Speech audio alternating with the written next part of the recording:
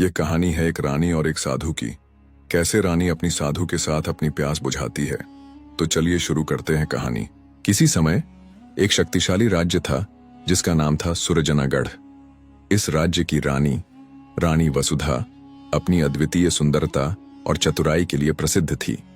उसका विवाह राजा विक्रमसेन से हुआ था, जो एक वीर योद्धा थे, लेकिन युद्धों और राजनीति में व्यस्त रहने के कारण वे अपनी रानी को वह प्रेम और समय नहीं दे पाते थे जिसकी उसे चाह थी। उधर राज्य के सुदूर वन क्षेत्र में एक सिद्ध साधु महायोगी वीरेशानंद का आश्रम था।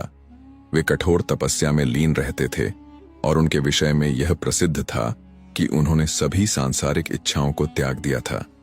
लेकिन नियति को कुछ और ही स्वीकार था। एक दिन राजमहल में एक भव्य आयोजन हुआ जिसमें दूर दूर के संतों और साधुओं को आमंत्रित किया गया। महायोगी वीरेशानंद भी इस आयोजन में पधारे। जब वे सभा में पहुंचे तो उनकी तेजस्वी उपस्थिति ने सबको मंत्रमुग्ध कर दिया। रानी वसुधा की दृष्टि जब पहली बार उन पर पड़ी तो वह उनकी दिव्य आभा और पुरुषोचित आकर्षण को देखकर स्तब्ध रह गई।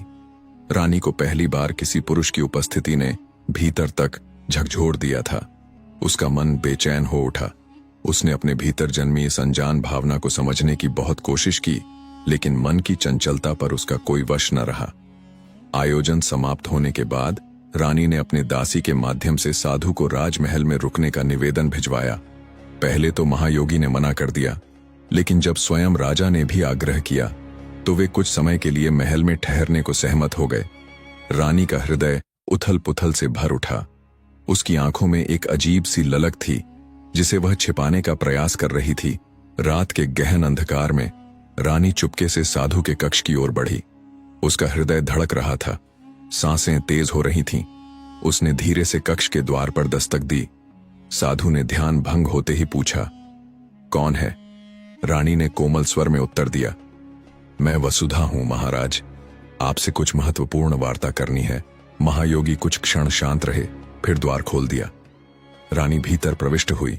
उनके बीच सन्नाटा छा गया। दीपक की मंद रोशनी में रानी की चंचल आंखें साधु को टटोलने लगीं। साधु ने गंभीर स्वर में कहा, रानी, इस समय यहां आना उचित नहीं।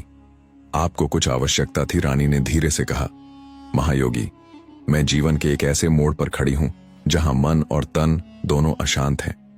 मेरे जीवन में प्रेम की कमी है। मुझे आपकी निकटता में एक अनोखी शांति का अनुभव होता है। साधु ने अपनी दृष्टि झुका ली। वे सांसारिक आकर्षण से ऊपर उठ चुके थे, लेकिन रानी की मोहकता और उसकी वेदना ने उनके तप को डगमगा दिया। रानी ने धीरे से आगे बढ़ते हुए कहा, क्या त्याग का अर्थ यह होता है कि हम अपने हृदय की इच्छाओं को भी अनसुना कर दें? महायोगी ने अपनी आंखें बंद कर लीं, लेकिन उनके भीतर एक विचित्र स्पंदन जाग उठा था। वासना का जाल उन्हें अपनी ओर खींच रहा था। रानी ने धीरे से उनका हाथ पकड़ लिया।